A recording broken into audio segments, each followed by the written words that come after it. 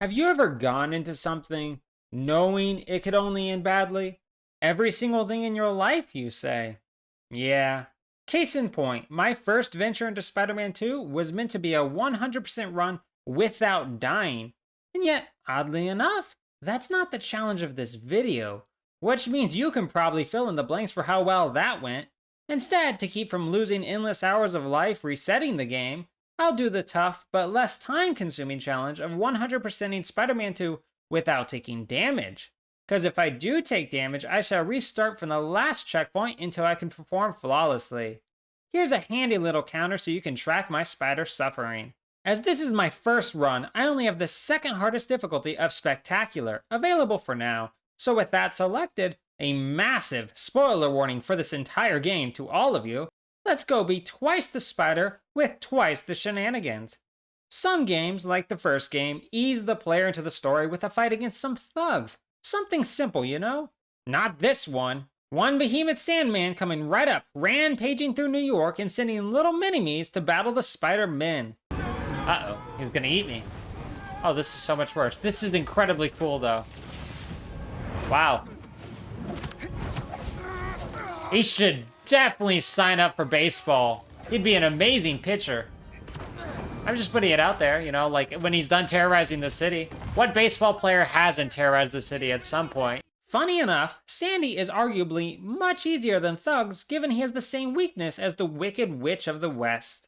I'm hit with scripted damage in the form of a frickin' ceiling crashing on me, so nothing to do about that but threaten to sue and crawl onwards. Despite Thor continually trying to kill me in the cutscenes, Sandman can't handle the Spider-Man's combined counterattack. It's like the power of the sun in the palm of my hand! With Sandman gone, it's time for the true evil, an unannounced visit from a friend. Harry Osborn has been away a while, healing from a terrible illness, but now he's back, so I can do the most heroic of all actions, protect the environment by biking. I only mean the environment, as the pedestrians are far from safe for me and must feel my wrath. If only they didn't have such amazing balance. Harry and Peter break into their old high school while having flashbacks of when they were younger, breaking into their high school. Maybe there are some hobbies that you guys should leave in the past. You know, if you'd like to avoid prison, that is. It's up to Peter and Miles to ensure a prison transfer involving Scorpion and Mr. Negative goes smoothly. But I feel we could have taken greater precautions. I know for a fact that that tail can be removed. So why do we let him keep it? I'm just putting it out there. This being a superhero game, the transfer fails miserably when we're attacked by hunters. No, not those hunters. These guys. Oh my god, they're more impressive than I am.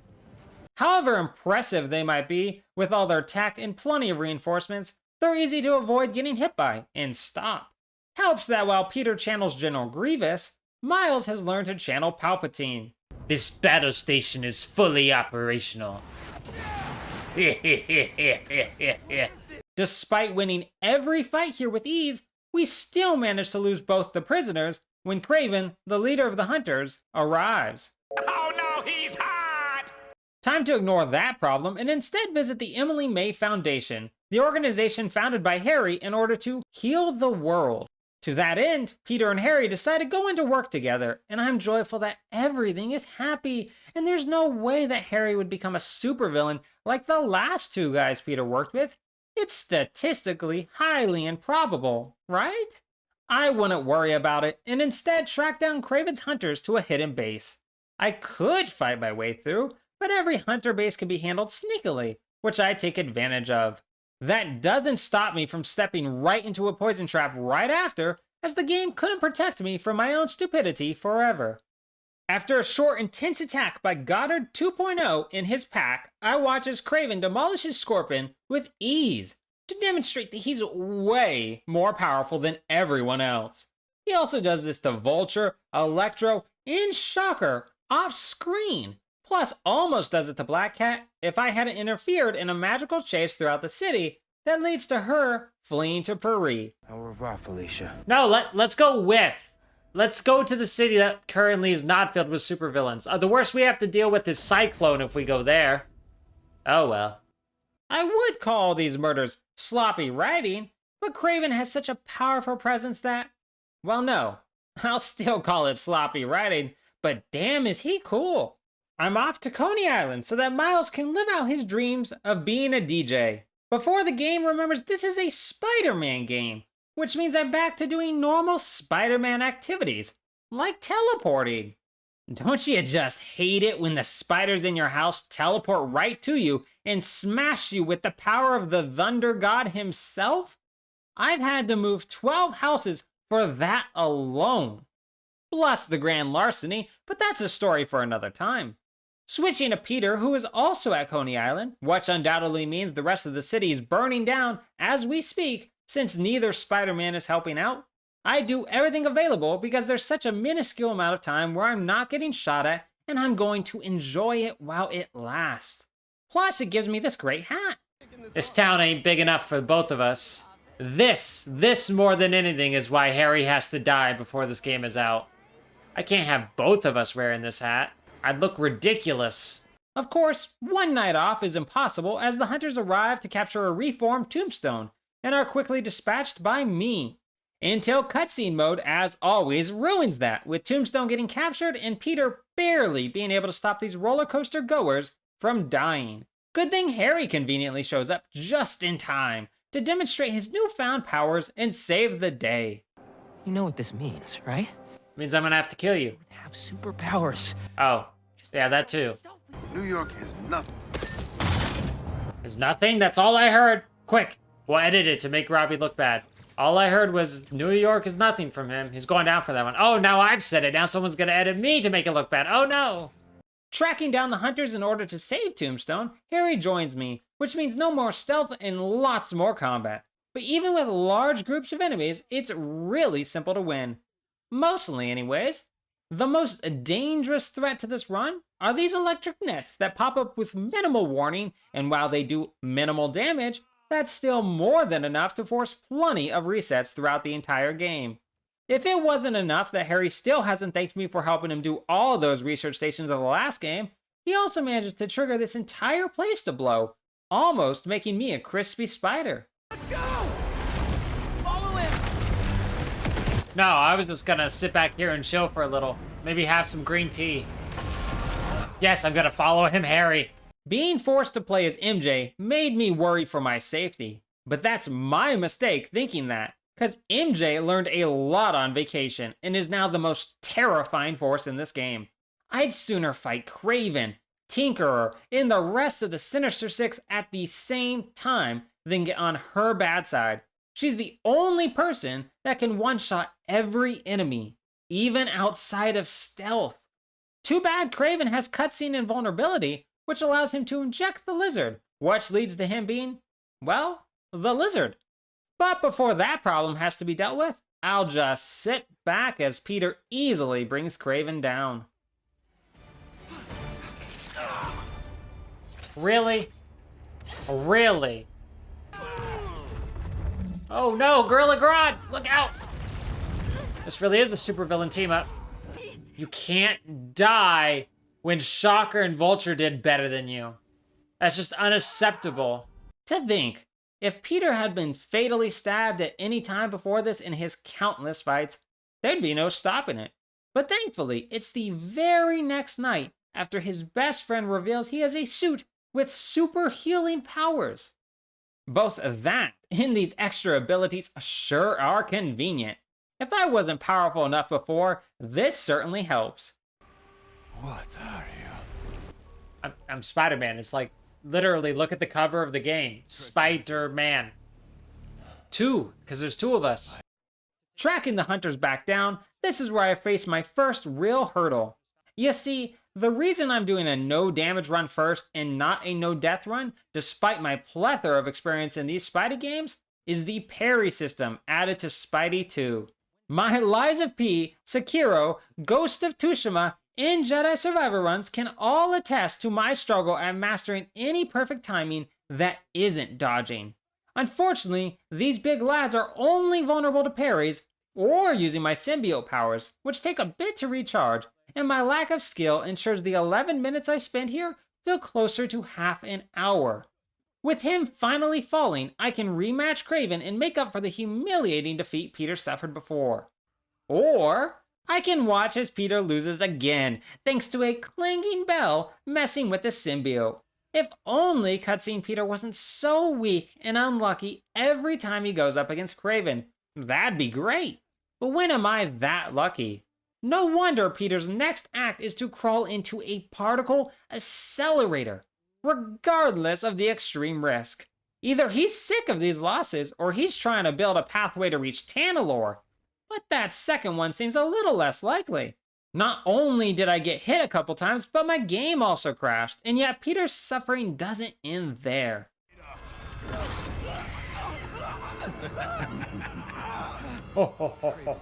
I love when terrible things happen to Peter or Miles. I don't mean to, be down on them or wish for their suffering, but every single time something terrible happens, I gain a new ability. Now that I can check off yet another building from the list of places that blow up shortly after Spider-Man enters them, I use Miles to sneakily take down hunter bases across the city, take the crucial time to pet Spider-Man the cat, and put a halt to Mysterio's mystery machines. If I could, I'd avoid this simulation challenge, as it has a forced damage section with poison gas slowly whittling away my health, and nothing can prevent that. Everything in these machines are illusions, so in a way, the damage didn't happen. Sort of. At least you don't need to perfect it, merely beat it in order to achieve 100% completion. Fishbowl's Head's other machines are very simple to beat, though I don't know if I can trust them. Huh? Only skepticism will save you. Are we sure? Can we really trust that? I don't know. I just don't feel very confident in that statement. The main story of this game is centered much more around Peter than Miles, with the side content mainly being done by Miles, like avoiding lasers just for a few upgrade pieces and chasing down metal birds as they try to hit me with bombs and lasers. Funny enough, it's the bird that doesn't fire anything that I kept having to repeat, as I lost a sliver of my health over and over to the same irksome train. Why does it seem to be that the natural predator of the Spider-Man are always trains? Now at this point, 12 hours into the game, things haven't been too tough. But all that changes when Yuri, my ex-cop friend turned vigilante wraith, tries to kill an arsonist cult leader, leading into my first real boss fight of the game. The key I found to overcoming my parry failures is not to get good, cause when is that ever my answer, but to realize I don't need to parry if I stay above her attacks, which proves very effective. Not effective enough to stop me from failing anyways when I'm too aggressive, and don't dodge enough, but still allows me to make it through the fight after half an hour. There we go. Ooh. Yes, drop on her. I'm sorry, Yuri, but this took too long. I'm gonna have to let you burn. Put some dirt in her eye. No, that's not dirt. How about fire? Can we go with fire? Take it a step above? Nope. Why does this happen every single time I pet animals? It's like they know something about my inner character. After cracking Mysterio's big dome, I finished the majority of the side content in the game, so it's time to double down on the story. We need to track down the lizard, so that he can get the symbiote off Peter and back to Harry, or Harry will go kaput. But the problem with that is trusting my competence. I spent way too long in this child's toy, convinced if I match the pattern perfectly, a secret door will activate, or something. Yeah, alright, I'm just stupid. Good to know. It was just a kid's game. I'm gonna have to live with that one for a while. Ooh, secret door. Hello? I prepared for this. Oh. Wow. It really was a puzzle. Haha, I'm vindicated. No time to celebrate as I have to chase down the lizard while dealing with an onslaught of hunters. As scary as Killer Croc 2.0 is, there's plenty of warning before he attacks, and it's not long before I'm in the actual boss fight. I love that, like the first game, the more martial arty or human the boss fights are, like Taskmaster or Silver Sable, the harder they are, such as with Wraith. And the less human they are, the easier it is to beat them, like with Godzilla Jr. here. I admittedly spend more time in photo mode than I do in the actual fight with how easy he is to dodge and predict. Sometimes you just know you're gonna die, and it's best just to accept it. I've made peace with it. The added benefit of not being allowed to take damage is I never need to use my super meter to heal, and only to dish out massive damage, making the fights all the easier. While the lizard was easy, I'm still happy for a safe break, getting to play as MJ, taking down the hunters that tracked Peter back to our home. Even when the symbiote is fully controlling Peter's body, I'm not scared as long as I'm MJ. Listen, I'm not the biggest fan of power scaling, but there is no way MJ loses to Spider-Man. She's clearly the most overpowered character there is. Come here, you little son of a gun. I'll tase the hell out of you. Yeah, he seems all scary and whatnot. All I need is a nice big bell, and he's nothing. Nope.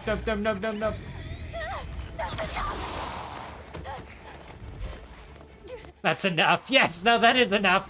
You've scared me sufficiently, sir.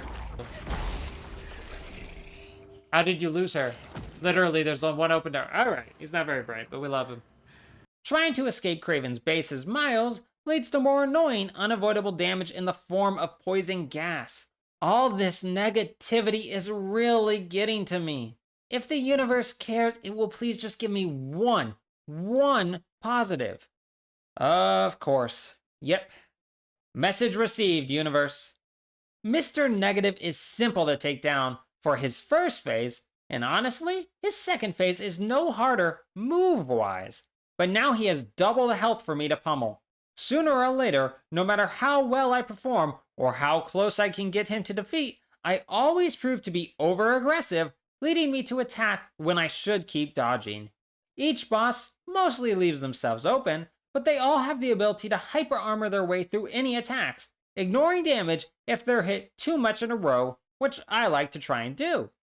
With Mr. Depression beaten and turned to the light, Miles makes sure he escapes, and instead of easily webbing his way out through the same window with him, he simply exhausts himself with an electric attack so that Kraven can hold him hostage. Not sure I get the logic, but alrighty. At least Peter gets here extra quick for the Kraven boss fight. I'm assured that material is unbreakable. But I believe anything can be broken. I think you're underestimating duct tape, but sure. Kraven has a good range of moves, but thankfully, most of them are quite easy to avoid. It's only these ultra-powerful mines that he's planted in every known inch of ground that can cause me real trouble, given the incredibly short timing to escape their range. Worse than mines is when Kraven reveals the use of a bell that stuns me if I don't keep it webbed up. I'm just glad he only brought the one, and not a bunch, since there'd be nothing I can do then. It takes far too long to bring down Kraven. Endless dodging while staying in the air to avoid the undodgeable attacks, followed by relentless power and gadget usage, is the essential key to beating every boss fight, and Kraven, he's no exception. Unfortunately, when Spidey tries to kill Kraven in the cutscene, Peter shifts to being my problem as I find myself as Miles. Peter is much faster and far more dangerous than Kraven, being, he's a Spider-Man barely holding back. That is if the giant bell wasn't still here, which it is, so relentlessly ringing it, followed by giving Peter a beatdown, full of love of course, leads to an easier win. All these boss fights love their multiple health bars, so even if he's a simple strategy to deal with, having to do it 3 times over causes much more hassle. I'm only glad that every phase comes with a new checkpoint, instead of restarting the fights fully. Now to destroy the symbiote so it can't corrupt anyone else, we can figure out a different cure for Harry, right? Oh, unless he shows up, freeing the alien. The spider, really? I'm gonna sue you for all you got, Venom. I'm super excited when I realize I get to play this next section as Venom, but the one major problem here is while Venom is extremely powerful, I'm so much more used to Peter's dodging and acrobatic style that my resets rack up quickly as I sustain small hits. There's nowhere else for you to go, Harry. Just stop. I can save you. Alright, no, I accept it. Hang on, I'm gonna save myself a lot of time. I accept. No. Listen, I'm surrendering. It's okay. You guys can kill me. I'm alright with this. Why would I heal? No, I'm alright with this. See? I just created the best possible ending. Harry's gonna get some help. He went to sleep. I did what was needed. Alright, I guess I'll eat everybody. And when I finally get through that slog, the game forces me into the next forced damage moment as a hunter gunship open fires on me.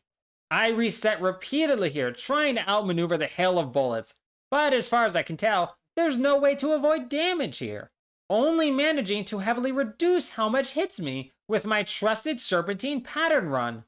Rampaging through the hunters goes well, but I might be a teeny bit overly cautious spamming dodge. Thus begins the toughest boss fight for me to master. I've struggled this entire section to learn Venom, and learning to perfectly time the blocks of Kraven's rapid, though repetitive attacks is not my forte. It's almost like avoiding timing and just dodging in every fight I've come across until now has managed to bite me in the butt when I can't do those things. I'm good at timing when I keep practicing after I'm hurt, focusing on nothing else other than the timing, but when it's time to make it count, every time I slip up and Kraven lands a hit. Only by repeating it so long that it becomes rote am I able to time all the blocks and bring Kraven down. Which, of course, Venom then gives Kraven a hug, sending him out of the game with an encouraging speech, and most certainly did not bite his head off. Why would you even think that? Back to Peter, I begin the next trouble, all the symbiotes that are popping up throughout the city. You'd think the symbiote horde would be difficult to stop, but they're surprisingly quite easy to bash with tons of gadgets, until the timer on a sonic bomb at each of their bases can go off and wipe them all out. Things do get worse though when Venom transforms MJ into a symbiote. What follows is a wonderfully simple fight, since these symbiotes are extremely vulnerable to sound. Something I can make happen with ease, as all my very angry neighbors can attest. Really, the fight is far easier than I expected, and the only thing her mini phases serve to do is extend the fight without any real added difficulty. I derail a train in the name of vengeance for all that trains have done to me, and then with the help of Mr. Depression, go into Peter's mind to free him from the last of the symbiote's influence. I really should not be trusted in his head at all. Where do we start? We have to find the source of his pain. Follow me. Ooh, Uncle Ben. Wait, are we gonna kill Uncle Ben again? I'm not ready for that. Ooh, we are gonna get to kill Uncle Ben. Where is he? I'll grab my gun. While I never carry out my murderous intent, Peter still gets healed and now has an anti-venom suit, making the symbiotes even easier to demolish. With everything available to me complete, it's time to finish this.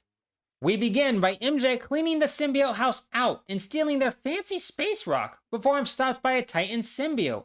What an annoying pile of goo he proves to be, constantly hitting me before I can even get to cover, and only through luck and speed am I able to dodge him long enough to blow all the very convenient sonic barrels scattered in the area in order to escape. Then it's Peter versus Venom. I'm really skilled at getting hit each time the fight begins, despite Venom always using the exact same attack, but once I get the hang of that, things smooth right out.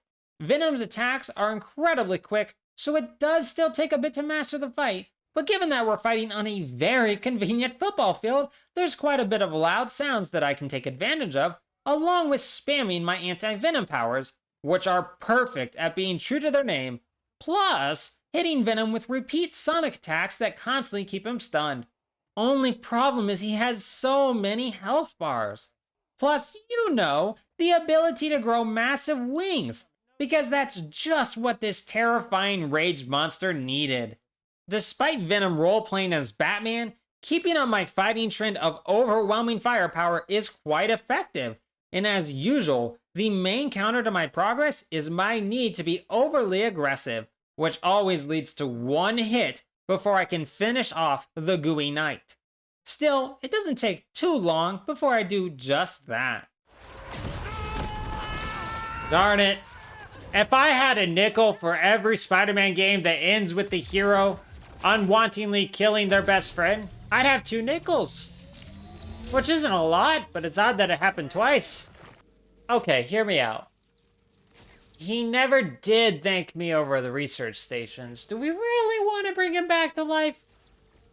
Maybe this time he'll thank me. If not, ooh, these hands are going right back to him. He only cares about Harry because Harry's a reflection of him, is his heir. He's a psychopath to everybody else. His love for Harry stems from his love for himself. Wait, why am I diagnosing Norman? Let me just beat him up. What are you writing?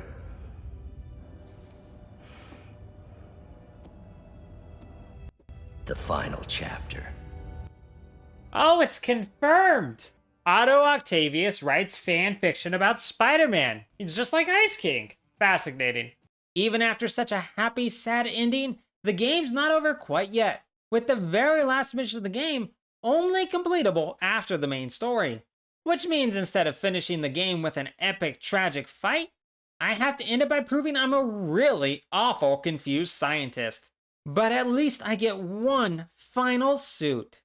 Which I'm gonna pretend I never saw, even if it is Harry's last gift to me. I'd rather it burn. But there we go! Huzzah!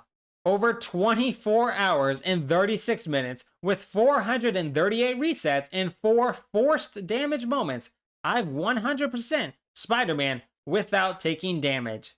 They certainly fixed the easy boss fight problem from the first game, haven't they?